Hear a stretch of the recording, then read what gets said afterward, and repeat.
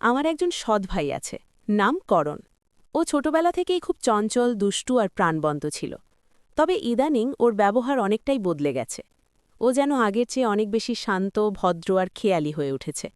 প্রথমে ভেবেছিলাম হয়তো বড় হওয়ার সাথে সাথেই ওর মানসিকতা একটু পরিণত হয়েছে, কিন্তু কিছু কিছু কথাবার্তা শুনে আমার মনে প্রশ্ন জাগে। কেন সে হঠাৎ করে এত চিন্তাভাবনাপূর্ণ আর গম্ভীর হয়ে গেল? একদিন করণ আমাকে বলে, দিদি, মা বাবা তো দুদিন পর কাজে চলে যাবে, তখন বাড়িতে আমরা দুজনেই থাকব, তোমার কি একা ভয় লাগবে না? আমি হেসে বললাম, ভয়ের কি আছে, ছোটবেলা থেকেই তো আমরা এই বাড়িতে বড় হয়েছি। করণ কিছুক্ষণ চুপ করে থেকে আবার বলল, দিদি, আমি তোমার সাথে একটা গুরুত্বপূর্ণ কথা শেয়ার করতে চাই। অনেক দিন ধরে ভাবছি কিন্তু সাহস পাচ্ছি না। আমি বললাম, বল করণ, তুই তো আমার ভাই, সব বলতে পারিস। করণ তখন বলল, ঠিক সময় হলে বলবো, মা বাবা বাইরে গেলে।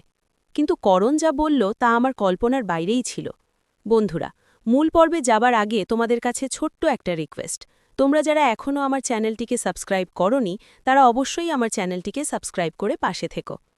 আমার মা বাবা তখন বাড়িতে ছিলেন না। বাবা মা দুজনেই একটি প্রতিষ্ঠানে চাকরি করেন, তাই অনেক সময় কাজে বাইরে থাকতে হয়। আমি আর আমার বড় দিদি সেদিন বাড়িতে ছিলাম। সন্ধ্যার পর হঠাৎ ঘরটা কেমন যেন অদ্ভুত লাগছিল। চারপাশটা অনেক নীরব লাগছিল, আর আমি একটু ভয় পেয়ে গিয়েছিলাম। তখন দিদি আমার দিকে তাকিয়ে বলল, তুই ভয় পেয়েছিস নাকি, কিছু দেখেছিস? আমি বললাম, না দিদি, কিছু দেখিনি, কিন্তু মা বাবা না থাকায় আজ বাড়িটা খুব নির্জন মনে হচ্ছে। তখন দিদি বলল, চিন্তা করিস না, চাইলে আজ রাতে আমার ঘরে এসে ঘুমাতে পারিস। আমি দিদির কথা শুনে তার ঘরে গিয়ে শুয়ে পড়লাম। এবার মূল গল্পটি শুরু করি। পুজোর ছুটি পড়তেই বাড়িতে উৎসবের আমেজ শুরু হয়ে গিয়েছিল। মা বাবা শহর ছেড়ে চলে গিয়েছিলেন দাদুর চিকিৎসার জন্য, আর আমাকেই পুরো বাড়ির দায়িত্ব দিয়ে রেখেছিলেন। আমি সুমনা সদ্য ইন্টার পাশ করে অনার্সে ভর্তি হবার প্রস্তুতি নিচ্ছি। আর আমার ছোট ভাই করণ, যে এখন ক্লাস 10-এ পড়ে, সেও বাড়িতেই ছিল ছুটির কারণে। সকাল থেকে ঘরবাড়ি পরিষ্কার করা, কাপড় কাচা, রান্না করা, বাজার করা, সবকিছু মাঝে একাই সামলাতে হচ্ছিল। কাজ শেষে দুপুরের দিকে বিছানায় একটু শুয়ে পড়লাম। প্রচণ্ড ক্লান্ত লাগছিল, শরীর দুর্বল হয়ে গিয়েছিল যেন। হঠাৎ আমার মাথায় একটা তীব্র ব্যথা শুরু হলো। তখন করণ আমার ঘরে ঢুকল। ও বলল, দিদি, তোমার শরীর কি খারাপ লাগছে? আমি একটা দীর্ঘ নিঃশ্বাস ছেড়ে বললাম, হ্যাঁ ভাই, আজ সারাদিন বাড়িতে অনেক কাজ করেছি। মা তো সব দায়িত্ব দিয়ে চলে গেছে, আর তাছাড়া কাজের লোকও ছুটিতে, বুঝতেই পারছিস, আমার পক্ষের সব সামলানো কঠিন হয়ে গেছে। করণ চুপচাপ আমার পাশে দাঁড়িয়ে রইল কিছুক্ষণ, তারপর হঠাৎ উঠে বলল, তুমি বসো দিদি, আমি ফ্রিজ থেকে ঠান্ডা পানি এনে দিচ্ছি। আর বাজার থেকে লেবু এনেছিল মা, আমি তোমার জন্য এক গ্লাস শরবত করে আনি, একটু খেলে নিশ্চয়ই ভালো লাগবে। আমি ওর কথা শুনে একটু হেসে বললাম, শুধু আছিস বলেই হয়তো আমি এতগুলো বাড়ির কাজ সামলাতে পারছি, তুই থাকলে আমার ভয় লাগে না। করণ কোনো উত্তর না দিয়ে দ্রুত নিচে নেমে গেল। কিছুক্ষণ পর সে এক গ্লাস ঠান্ডা লেবুর শরবত হাতে নিয়ে ঘরে ঢুকল। আমার পাশে এসে বলল, দিদি, এই নাও শরবত, আমি তোমার জন্য বানিয়েছি, আর রাতে আমি রান্নাতেও সাহায্য করব, যাতে তোমার কষ্ট কিছুটা কমে। আমি একটু আবেগপ্রবণ হয়ে গেলাম। ও যখন ছোট ছিল খুবই দুষ্টুমি করত, আর আজ সে এমন বড় হয়ে গেছে, দায়িত্ব নিতে শিখে গেছে। আমি ছোট ভাইকে বললাম, ভাই, তুই সত্যিই আমার জন্য আশীর্বাদ, দুনিয়ায় এমন ভাই খুব কম আছে। করণ একটু লজ্জা পেয়ে বলল, আরে দিদি, তুমি তো অনেক ভালো। আমি হেসে বললাম, ভালো কিনা জানি না, তবে তুই অনেক ভালো। তারপর আমি কিছুক্ষণ চোখ বন্ধ করে শুয়ে পড়লাম। বুঝতেই পারিনি কখন ঘুমিয়ে পড়েছি। গভীর ঘুমে চলে গিয়েছিলাম। রাত প্রায় 9:30টার দিকে আমার ঘুম ভাঙল মায়ের ফোন কলে। মা জিজ্ঞেস করল, সুমনা, তোমরা ঠিক আছো তো, খেয়েছ? আমি বললাম, মা, আজ বাড়িতে অনেক কাজ করেছি, একটু ঘুমিয়ে গিয়েছিলাম, এখনও খাওয়া হয়নি। মা বলল, বাবা বলছিল অফিস শেষ করে শহরে ফিরবে, সে এসে গেলেই একটু বিশ্রাম নিও, আর করণ যেন তোমায় বাড়ির কাজে সাহায্য করে। ফোন কেটে আমি উঠে বাইরে এলাম। দেখি খাবার টেবিলে বাবা বসে আছেন। আমি অবাক হয়ে জিজ্ঞাসা করলাম, বাবা, তুমি এত রাতে এলে? বাবা বললেন, হ্যাঁ রে মা, কাল একটা গুরুত্বপূর্ণ মিটিং আছে, তাই ফিরে এলাম। শুনলাম তুই এত বাড়ির সব কাজ সামলাচ্ছিস, তাই ভাবলাম তোকে একটু সাহস দিই। আমি চেয়ার টেনে বসে পড়লাম। শরীরটা এখনও কেমন ভারী লাগছিল। তখন দেখি করণ আমার প্লেটে খাবার তুলে দিচ্ছে। বলল, দিদি, তোমার মুখ কেমন ফ্যাকাশে হয়ে গেছে দেখো, তুমি একা সব বাড়ির কাজ করছো, এটা তো ঠিক না। বাবা মুচকি হেসে বললেন, দেখি তো আমার ছেলে এখন কতটা দায়িত্বশীল হয়েছে। মা ফোনে সব শুনে খুব খুশি ছিলেন।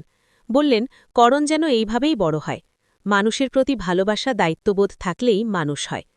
রাতটা কাটল অনেক শান্তিতে।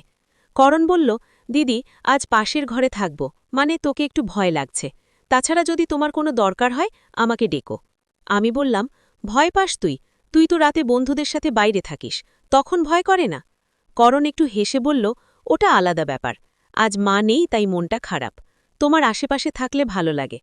আমি বুঝলাম ওর কথার মধ্যে শুধু ভাই বোনের মায়া আছে। একটা সময় ছিল যখন আমি ওকে ঘুম পড়াতাম ছোটবেলায়। এখন বড় হয়েছে, কিন্তু কিছু স্মৃতি মুছে যায় না। আমি বললাম, আচ্ছা আয়, কিন্তু তুই ঘুমাস পাশের ঘরে। আমি খুব ক্লান্ত। ঠিক আছে বলে করণ পাশের ঘরে বিছানা করে শুয়ে পড়ল। আমি চোখ বন্ধ করে ভাবছিলাম, একটা সময় ছিল যখন আমরা সবাই একসাথে থাকতাম, মা বাবা, আমরা ভাই বোন। এখন সময় বদলেছে, সবাই ব্যস্ত, কিন্তু কিছু সম্পর্ক কখনো বদলায় না। করণ ধীরে ধীরে ঘুমিয়ে পড়ল। আমি জানি না আমি কখন ঘুমিয়ে পড়েছি। সকালে যখন চোখ খুললাম, দেখি করণ বিছানা গুছিয়ে নিচ্ছে।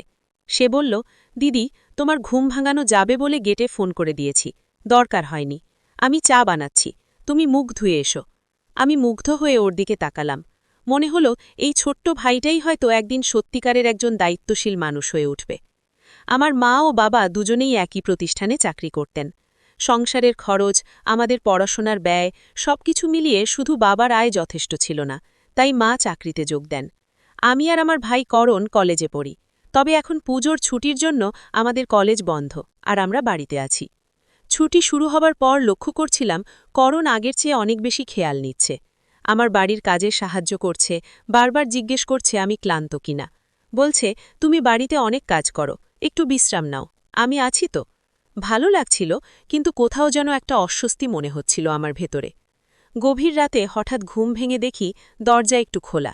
সম্ভবত ভুলে লক করা হয়নি। বাইরে গিয়ে দরজা বন্ধ করলাম। তখন দেখি করণও জেগে আছে। সে বলল, তুমি ঠিক আছো তো? যদি কিছু লাগে বলো, আমি জেগে আছি। তারপর উঠে গিয়ে দরজা বন্ধ করে আবার শুয়ে পড়লাম। কিন্তু ঘুম আসছিল না। মনে হচ্ছিল কেউ যেন আমার ঘরের আশেপাশে নিঃশব্দে হাঁটছে। ভয় লাগছিল। অবশেষে লাইট জ্বালিয়ে বাইরে তাকালাম। কেউ নেই। তৃষ্ণা পেয়েছিল, তাই রান্নাঘরে গিয়ে পানি আনতে বেরোলাম। হঠাৎ দেখি করণও তার ঘর থেকে বেরোল। আমাকে দেখে বলল, তুমি এখনও জেগে আছো? কি হয়েছে? আমি বললাম, কিছু না, ঘুম আসছিল না, একটু অদ্ভুত লাগছে ঘরে।